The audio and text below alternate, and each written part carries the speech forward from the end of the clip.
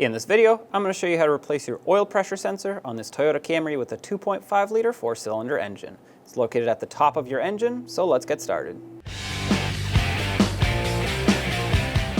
To the right of your exhaust manifold is your oil pressure sensor. Unplug it. It's just a single wire connector. Press on the tab underneath and set it aside. And then you're going to need a 24mm socket or an oil pressure sensor socket if you have one, but a 24 also fits.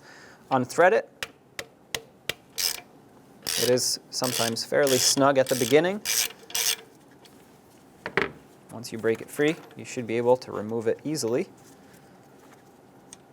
Some oil may come out depending on how recently the vehicle ran. Mine's been off for a couple days, so the oil all drained to the bottom. But here is the old oil pressure sensor. If there's a lot of debris on here, clean it out very carefully not to get anything in the engine. And take your new sensor, thread it in. This is fairly fine thread here, so you want to make sure that it follows the threads that are in there. Definitely do not cross-thread this. Tighten it up by hand as much as you can. And keep in mind that this sensor will not completely bottom out on the engine. You can see on this old one where the dirt is built up. That's about where it threads in. So don't try to put it in all the way. Now get your tool on here and we'll snug it up. That's right about here. And then just give it a little bit extra. That should be plenty tight right there.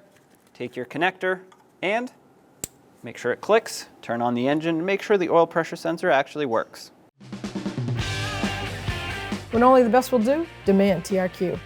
The only company that lets you view before you do. TRQ is committed to offering the highest quality aftermarket auto parts that are engineered for peace of mind.